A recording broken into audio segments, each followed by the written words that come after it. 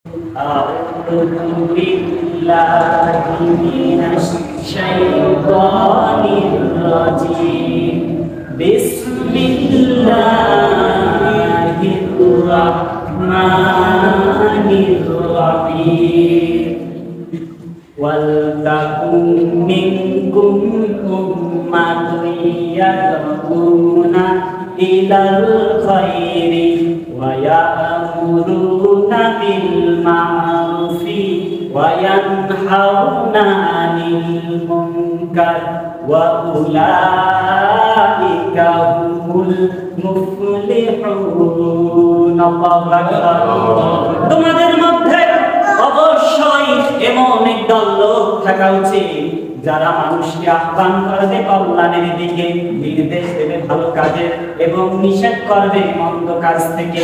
সূরাতুল ইমরান 104 নম্বর আয়াতে কারিমার ভিতরে আল্লাহ রাব্বুল আলামিন মানব জাতির যে দায়িত্ব, যে জন্য মানব জাতিকে সৃষ্টি করা হয়েছে, আল্লাহ রাব্বুল আলামিন সে কথাগুলো উল্লেখ করেছেন। মানুষ যদি মনে করে যে আমরা শুধু নামাজ পড়ব, সিয়াম সাধনা করব, এতেই হয়ে যাবে, না রে বান্দা, না, তাতে হবে না।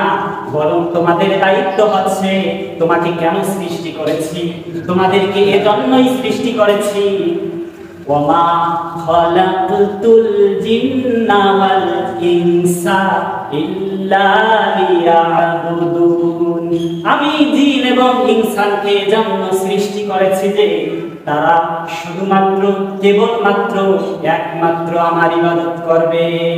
তাহলে এই সর্বোত্তম উম্মতকে আরো একটি দায়িত্ব দিয়েছেন আল্লাহ রাব্বুল আলামিন। আল্লাহ রাব্বুল আলামিন বলেন, কুনতুম খায়রা উম্মাতিন উখরিজাত লিন-নাসি তা'মুরুনা বিল মা'রুফি ওয়া তানহাউনা আনিল মুনকার ওয়া তু'মিনুনা বিল্লাহ। আল্লাহু আকবার। তোমরা হলে সর্বোত্তম উম্মত, তোমাদের থেকে কোনো শ্রেষ্ঠ উম্মত নাই। উম্মতে মুহাম্মাদী হচ্ছে এই পৃথিবীতে যত উম্মত এসেছিল, যত নবী এসেছিল, যত রাসূল এসেছিল, সমস্ত নবী রাসূলদের থেকে আমাদের মর্তবা, আমাদের মর্যাদা সব থেকে বেশি। সুবহানাল্লাহ। তোমরা হলে সর্বোত্তম উম্মত, তোমাদের আবির্ভাব ঘটিয়েছি কেন? শুনে রাখো বান্দা, তোমাদের আবির্ভাব ঘটিয়েছি এজন্য যে তোমরা মানব জাতির কল্যাণে আসবে। তোমাদের দায়িত্ব হলো তোমরা ভালো কাজে আদেশ দেবে এবং মন্দ কাজ থেকে বারণ করবে এবং আল্লাহর প্রতি অবিচল আস্থা রাখবে। সূরাতুল ইমরান 110 নম্বর আয়াতে কারিমা আল্লাহ রাব্বুল আলামিন এই দুই আয়াতে কারিমার ভেতর থেকে আমাদেরকে বোঝাতে চাচ্ছেন, হে আমার বান্দারা, তোমরা একটি দায়িত্ব পালন করবা, যে দায়িত্ব পালনের মধ্য দিয়ে মানব জীবনের অধিকাংশ কার্য নির্ধারিত হয়ে থাকে।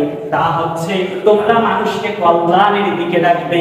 কেউ যদি, তোমার ভাই যদি কেউ সৎ পথের উপদেশ দেয়, কোনো যদি পরামর্শ চায়, কোনো যদি সাহায্য চায়, তাহলে তাকে উত্তম পন্থায় সৎ উপদেশ দিবে, সৎভাবে তাকে সাহায্য সহযোগিতা করবে। আর কোনো খারাপ কাজ যদি দেখে থাকো, তাহলে তুমি তোমার জবান দিয়ে তা বাধা দিবে। হাদিসে এসেছে যদি তোমাদের মধ্য থেকে কোনো ব্যক্তি খারাপ কাজ হতে দেখে, যদি কোনো ব্যক্তি এমন কাজ দেখে যা ইসলাম বহির্ভূত, ইসলাম বিমুখ যদি কোনো কাজ হতে দেখে, তাহলে সে যেন তার নিজ হাত দ্বারা বাধা দেয়। আর যদি হাত দিয়ে বাধা দিতে সক্ষম না হয়, অক্ষম হয়, তাহলে পরে সে কথা দিয়ে সেই কাজটা বন্ধ করে দেওয়ার চেষ্টা করবে। আর যদি কথা দিয়েও সেই খারাপ কাজ বন্ধ করে দিতে না পারে, তাহলে পরে সে অন্তর দিয়ে ঘৃণা করবে। ইসলাম কত সোজা সহজ। আপনি একটা খারাপ কাজ হতে দেখছেন, সেখানে যদি আপনার ক্ষমতা থাকে, পাওয়ার থাকে, তাহলে পরে হাত দিয়ে গিয়ে বাধা দিবেন। আর যদি হাত দিয়ে বাধা দিতে অক্ষম হন, তাহলে পরে কথা দিয়ে বাধা দিবেন।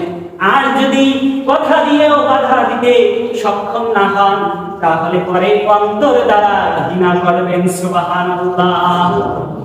ইসলাম কত সোজা, আমাদের জন্য আল্লাহ রাব্বুল আলামিন কত ছাড় দিয়েছেন।